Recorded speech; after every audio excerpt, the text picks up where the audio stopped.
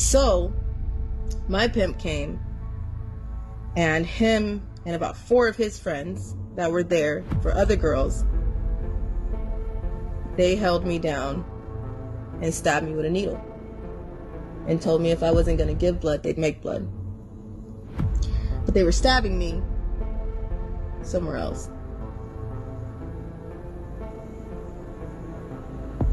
So I'm officially shaking. So we're done with this conversation. The first time I met Oprah, I was 15 years old. I was taken by my pimp to a house in Simi Valley. I didn't have to do anything with her. I met her. She kissed me. She gave me an e-pill. Kissed you how? Tongue kiss. A tongue kiss? And she gave you an e-pill. What is e? Ecstasy. Okay. I had to have sex with someone she said moves money. By the time I got in there with him, I was really high. Did she comment on your physical appearance? Yeah, she said I had a nice smile. Did she ask you to call her anything in particular?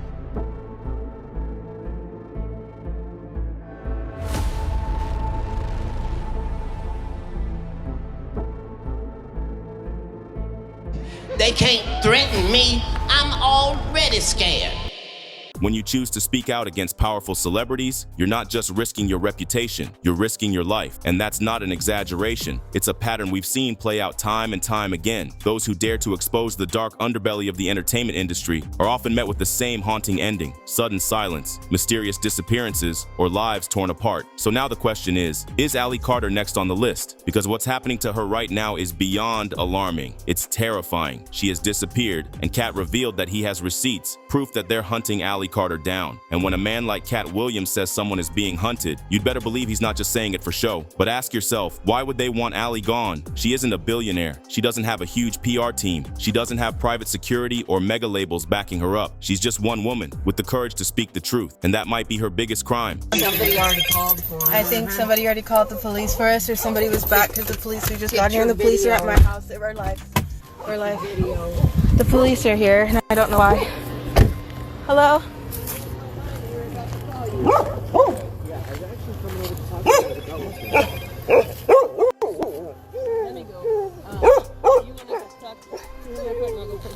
Yeah. Hi.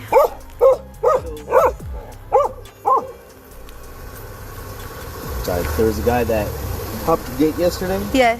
Okay. So, I actually just spoke with him. He came to the station. Uh-huh. What's going on is if you leave a paper that looks like this. Yes. Okay. So I think there's a lot of confusion going on right now. He came to the station. He has his license. He has all kinds of referrals. What he's doing is he's selling life insurance. And he admitted he was dead wrong for hopping the gate. His thing was he has a referral for a Shelly Carter. Try to set up life insurance. So that's why he hopped the gate over to the front door. He hopped the gate for life insurance, sir. Sir, he hopped the gate for life insurance. Can you tell me how that is okay to hop this gate for life insurance when I have a dog and a pig here? I'm a human trafficking survivor. Okay, I understand. So him hopping this gate was trespassing my house, am I right? Yes, you're right. So can I press charges? You can, but he's already gone. He's already admitted to everything he did. I don't see the point in pressing trespassing charges when he came and told on himself. You don't see the point in pressing charges? If you want to press I charges, want to press charges. He jumped over my gate, okay, so then sir. what's your name? Not even at the driveway. He was here. I understand. And we have it on video. I've seen the video. So, I've seen the video. who called you? He did. He called you? He called us. He wanted to report everything that was going on. He wanted to show the video on Instagram. He hopped my gate and then he called you? Yes. Okay. All right. Okay. Okay. Yes, I am recording this.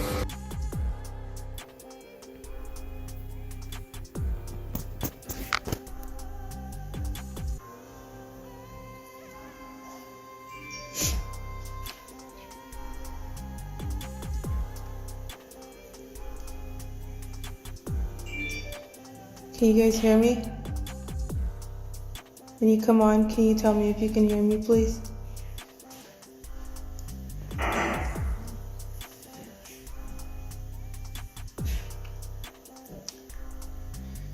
Can you hear me?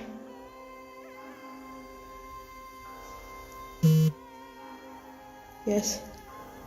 IG. Yes, Facebook. Alright. I'm gonna make this quick. Somebody introduced me, told me about a Bishop Gators today. Look him up. Bishop Gators. Just look him up. Do what you will to take your own opinion. But survivors, this is how it goes. I decided to speak out. I decided to tell the truth. And no matter what, freedom is not free. So you guys remember where I'm standing, because this is where that bonnet video, that video that took off so viral and brought all of you guys to us. We appreciate you. But we lost our house. We lost our finances back in December. We're not gonna ask you for money, but I just wanna tell you the truth, because this is how it goes. You get pressured, attacked, harassed, stalked, and hunted down for your own information. You get victimized again by people who wanted to argue a back and forth this week like that mattered. Okay, you had Stu Peters and Timothy Charles Homestead going back and forth, and nobody has even bothered. Not that I give a damn, and not that I understand that you guys are gonna be that selfish, but nobody has bothered to apologize for all the hell that has happened. But you guys were arguing back and forth, and in that meantime, we lost our home. You don't believe me? Here you go. What once was a full house, we were still paying rent on our house. What we were doing this whole time was moving everything, because our house is gone. Our house is gone. This is the price of speaking out. This is the price of speaking out. What was our beautiful 3-bedroom acre home on 21225 Standing Rock Avenue, because everybody has the address, because organizations that were attached to Marx, Sawyer, and many other organizations decided to put out the address, my license plate to one of my cars, and many other of my.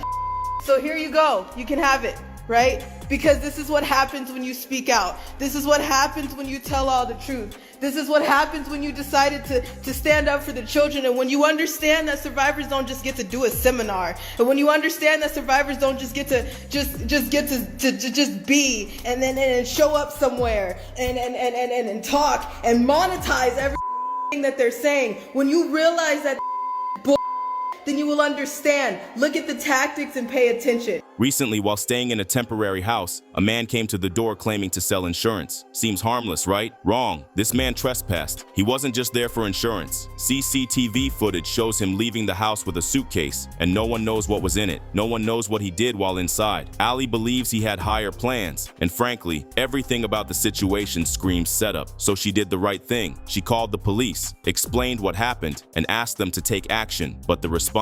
A slap in the face. They brushed it off. No urgency, no investigation, no answers. Hey guys. Just gonna wait for a few people to come in before we start talking. But this video will be shared to my timeline in just a second.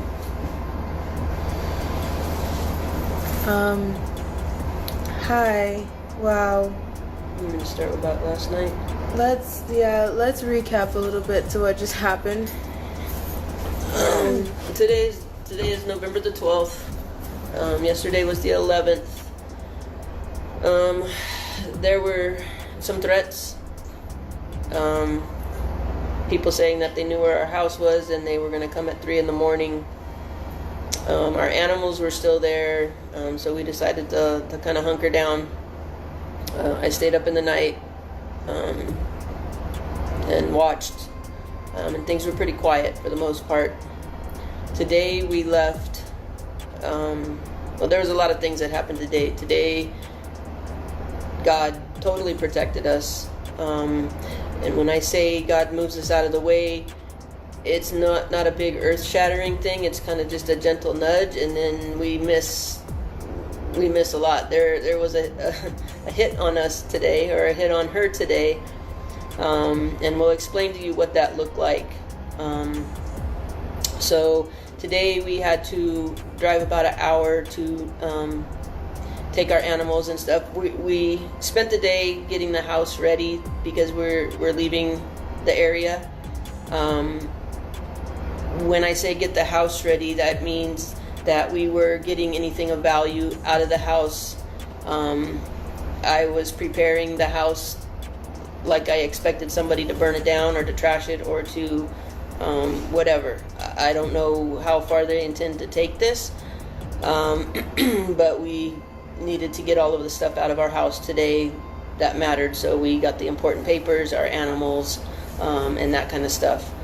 We went to go drop some things off, and then by the time we got home, we were trying to make it back home before dark. Our pig is about to be picked up and put in a safe place, but our pig is still there, so we were trying to get home before dark, and there was a lot of traffic.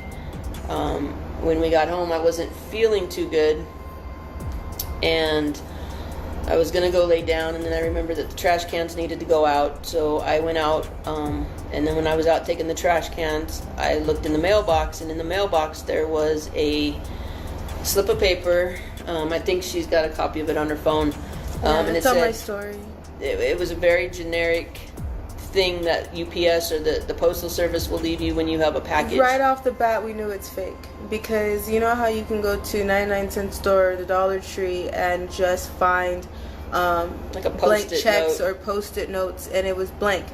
Right off the bat, it was fake. It had numbers on it. It had my name on it. It said this was the second attempt, and that's a lie. We never got a first attempt. So. And for the record, we barely get packages to our home because we get packages to our P.O. box, which is not local. So. So after we got this note, we went and looked back on the camera. And thank you to whoever encouraged us to get cameras. I've never got them before because we've never caught anybody. Like anytime we try to go after anybody or find somebody, they magically disappear. The camera's broken, this, that, or the other. And so over the years, I've just given up trying. But we went ahead and got the camera, and I've enjoyed it because we could watch our dogs when I was gone. I can watch the dogs in the yard. So, that's mainly what I was using it for. Until today. You go ahead. We were on the camera. We seen a black man with a black hat, what appeared to be a black shirt, a mask on, and beige pants. It looks like knee highs from what you guys are seeing on the camera. This man jumped the fence. He didn't park in the driveway. He did not park in the driveway or directly in front of our gate. He parked to the point where you could block your car if and only we had a Ring doorbell camera. He strategically parked, and we have a couple of big trees down. We live on an acre, so the whole front at the curb is fenced and gated, and you can't just we keep it chained and locked. He didn't park in the driveway where the gate was. He parked down by the trees in a different location where he jumped the fence. Allie even spoke to her neighbors, tried to raise the alarm, but she was left standing alone. Again, now the household is being evacuated, and yet the biggest question still lingers. Who sent him? Why her? What did he want? And is this because she spoke out against Diddy?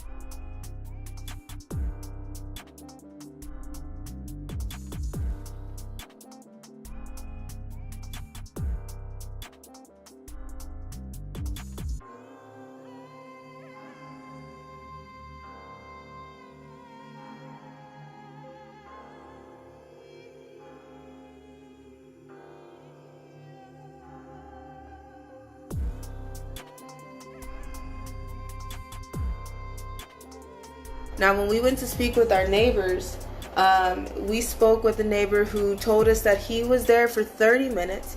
It was not, he was in the video, it appears that he's carrying a duffel bag, a small duffel bag, but he wasn't. According to my neighbor, he was carrying something that looked like a huge gun bag. He was in the yard for 30 minutes. He was on the phone with somebody. And at this point, my neighbor's husband asked the same question. Why didn't you say anything? What is going on? And she stated, I don't know. I'm not sure. We were both just as shocked, but she doesn't know. She told me he looked like a businessman. But I asked her, did he have any identifying logos? Did he have anything identifying on his car? And she stated no. So my thing is, what is a businessman? Okay, the issue is there is no USPS, there is no FedEx, there is no UPS, and there is no package that is that important to trespass and jump over someone's fence to come into their yard. I called the number that was on the slip and there was no answer. I made sure that I left that message for that person, letting them know that I know that you who you are, and there's no reason to try to call back and try to give me some excuse of what package you had, because we don't get packages like that, for number one. For number two, there's no package that's important to step on to trespass and jump over onto someone's property. If my dog bit them, if my pig ate him alive, if he got COVID, we would have been sued. So yeah, he wasn't there. This makes, come on now, okay? I'm happy because we finally got someone on camera. I'm happy because you guys are seeing and you are able to tell. We got the threat that they were going to send someone to our home and they were going to make it look like someone else did it. This man came in broad daylight. And okay, so the way this stuff works, it's so enmeshed with normal stuff and evil and gangs and killing and that stuff, and then they throw the occultism in there. So when this lady said, and I'm going to make some connections here, I want you to follow along. When this lady said that she saw a businessman, that's not what we saw on camera. License? I'm done with this. He jumped my gate, he called the police, and now he has the right to say that it's okay? This is quite ironic that he's necessarily okay with this. He had a license to sell life insurance. So just because he has a license to sell life insurance, it's okay to jump my gate with a duffel bag for life insurance. Okay. An honest mistake would be a normal person parking in the driveway. Here's the incident number for what you want. Thank you. My employee number's on there as well. Thank you. You can call and complain if you want. If you feel I want to press charges. How do I press charges? I'm going to take care of all of that. You're gonna know. I want to talk to your supervisor. I want your supervisor. No, I want to talk to your supervisor. You need to call your chief now. You need to call your chief. I want to talk to him. That's bull. It's you know that this is bull. This is something. I want to talk to your chief. Get him out here, please. I'll actually, Grandma, get on the phone and call the chief. Grandma, get on the phone and call the real police, please. Call the real police? Yeah, because I'm done with this. How is this okay to trespass on somebody's property with a life insurance and license? You got to tell me how that is okay. I would like somebody to tell me that's okay. I'll actually get on this phone and call 911 myself, because I don't get real. I feel like you're full of bull. That's what I feel like. He called you to tell you that he trespassed on my property, and that's okay? Sanders, that's okay? That's okay, Sanders. Okay.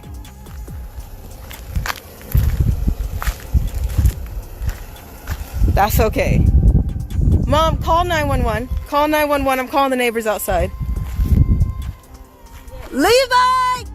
So let's rewind. A woman reports a man trespassing in her home. The man is caught on camera leaving with suspicious belongings. She feels unsafe, threatened, and the police don't act. Now think about this. Would they react the same way if she hadn't spoken about Diddy? Because let's be real, that name changes everything. This isn't the first time Allie's felt the weight of this silence. She's been living under it since she was 15 years old, since the day the industry scarred her, since the day she was broken by fame and no one listened. Now years later, when she's finally speaking, they want to erase her. Is that the cost of being born a girl? Now let's not forget something important. Allie predicted Diddy's arrest way before it actually happened. She's been telling the world what really goes down behind closed doors, especially how children get caught in the middle of all this. There is a third arrest that is coming. There's 2 that's already down. There's a raid that's about to go on. And on top of that, it's somebody that has something to do with an affidavit that I have already released. I am telling you, we know that it's coming. I knew it was coming when I made sure there were sworn and legal affidavits already ready 6 to 8 months ago. I'm telling you right now that they're about to grab them and they're about to announce it. when they announce it, we got a problem. There's ways that this is about to go. I think a lot of you guys are everybody's like, we're ready. We're ready until it's happening. And then everybody's like, well, I wasn't ready. Yeah. There's gonna be a lot of that. There's no other way to get ready. There's no other way to prepare. There's no protocol for what's about to happen. The world is going to crumble when they see this next arrest. In the meantime, there's going to be deaths, distractions, and fires to hide evidence. Watch for it. 7 months ago, we made sure, I already knew, that Diddy and Oprah is about to get arrested. I already knew that 7-8 months ago. No, I don't know how Oprah's involved, but I wouldn't be surprised, allegedly. In my opinion. Let's, clear ourselves of any legal issues. Ali was quoted saying, "We were followed the night Diddy was arrested. I left a place that I was minding my own business, finally trying to stop for a second and get my life back. And you know what? I'm not even upset about that." Let's react to another clip of Ali. Diddy parties. Those are parties, and I was one of the kids that was one of the party favors. And a party favors means that you're set on top of a table and you're used as a toy for anybody who comes across the table or who wants to party at a certain time of night when the music stops and then the DJ starts flashing all these lights and they close the doors, and then everybody turns into like a frenzy and starts going into a crazed. Oh God, it sounds like an absolute nightmare. Animal-like demonic state.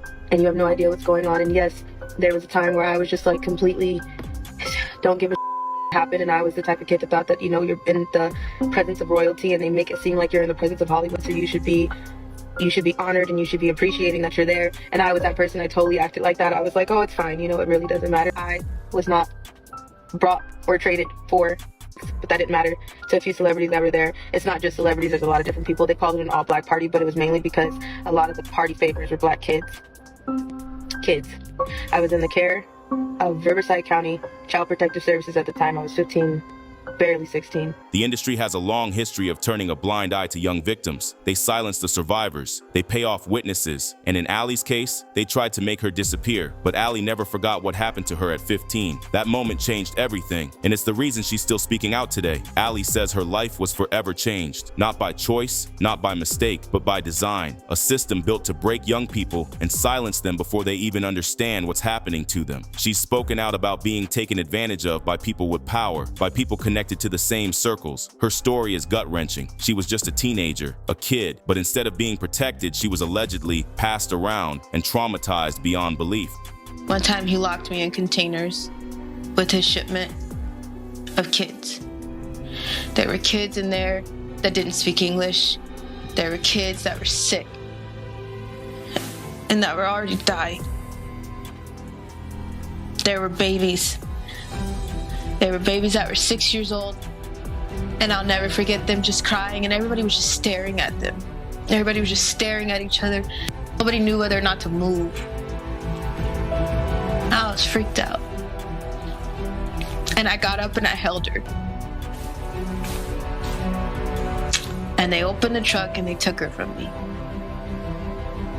Because they said she was already sick. And they killed her.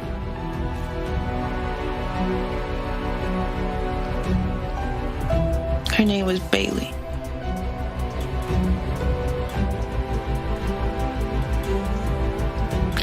There are kids in there from Africa, from Mexico.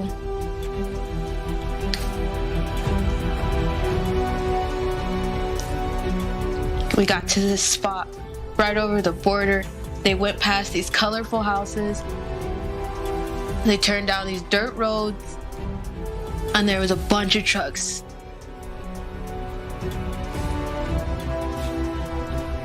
And they divvied everybody out like tail. One person, she wouldn't stop crying, so they said that they would just send her off to somebody who was already sick, that had AIDS, that was gonna die soon, because she wouldn't shut up.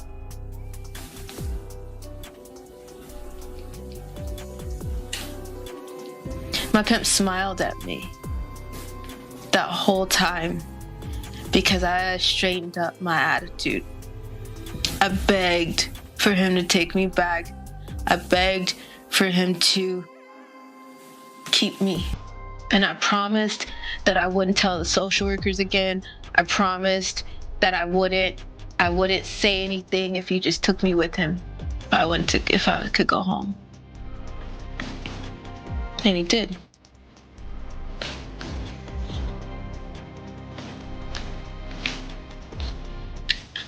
Me still being stupid, I tried to tell my social workers. I tried to tell them my boyfriend is 27 years old. He takes me to elite parties. He takes me to these things that I don't want to go to. And can you please help me? And they just documented him as a boyfriend.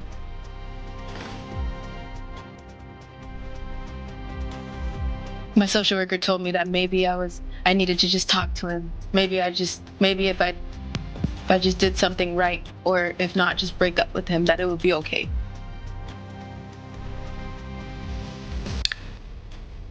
Eventually, after going to elite orgies in Simi Valley, California,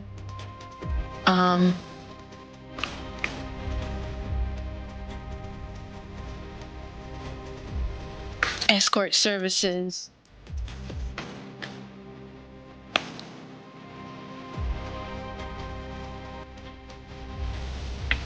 we got married. He proposed to me on a boat one night. And I was so angry because I didn't know what to do. I didn't know how to deal with that. I was 15 years old, and I knew my adopted mom now. I knew her, and I was telling her I have a husband. And I didn't know what that meant. I just knew that he's not gonna kill me. So I'm married. And I was okay with that. Now Allie doesn't even have a place to stay. She's homeless, moving from place to place, always looking over her shoulder. This isn't a coincidence. It's a pattern, a calculated erasure. And the scariest part, the industry has done this before. Allie was just supposed to be another name on that list, another woman dismissed, another survivor forgotten. At first, Jaguar Wright, another truth teller who's faced the wrath of the industry, didn't believe Allie either. She thought Allie was chasing clout and that her stories were exaggerated, or she was another internet plant. You know, when I realized that they were going to start going heavier at inventing storylines and narratives, I decided to create one of my own. You know, if we gonna play make-believe, baby, don't let me miss out on the fun. Let me go in my StreamYard and check the date on this very special secret live.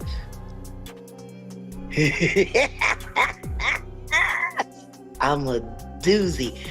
You know, Maggie, I'm not a little bit mean. I'm a lot mean. I really am. I enjoy it. I do. I take pleasure in my barbary. When I'm coming to bust somebody in the head, I want them to know I done it. You know, that's just the way I am. Yep. Oh, yes. What's today's date? The 14th. The 14th? Mm-hmm. This live was recorded January 3rd.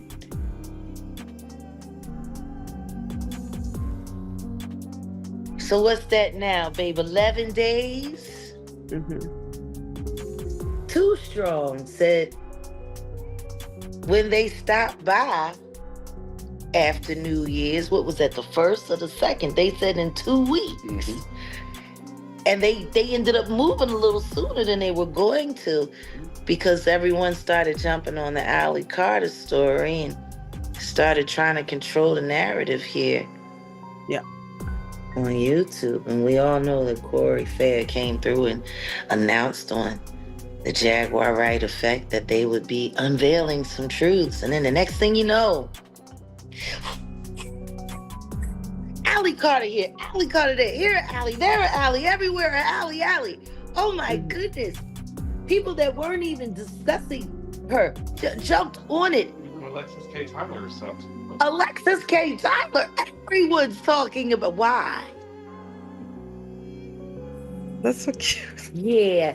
So anyway, back to this special live. I'm calling it the turducken receipt. Because see, what's becoming very clear is that there were things that were discussed in this secret live with me and Grace.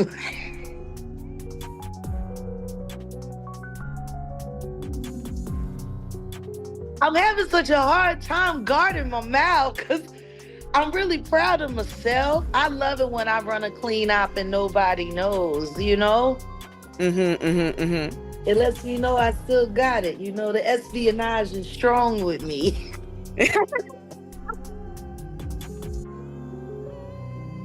But I wanted to try out my own little storyline.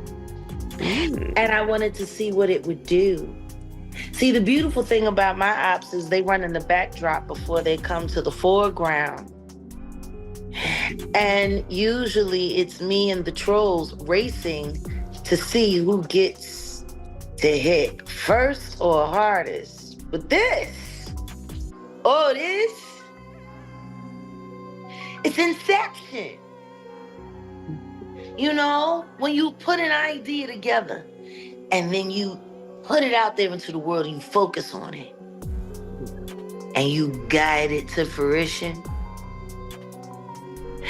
The Ali Carter story, it was going to crash eventually. There was no way they was going to be able to keep all up. It's sad that it took someone like me to just nuzzle in on the fact that if she took her exposure seriously, why would she be dishonest about Tupac being her father? The simple fact that it took someone like me to get people talking about these things is kind of disturbing because this girl's been running her mouth like this for half a decade. But now, Jaguar says she was wrong, and she's urging people to pay attention because the signs are too obvious to ignore. If Jaguar, who's lived through her own storms, is saying Ali is being silenced, then maybe we all need to rethink what we believe. Is Ali Carter being silenced?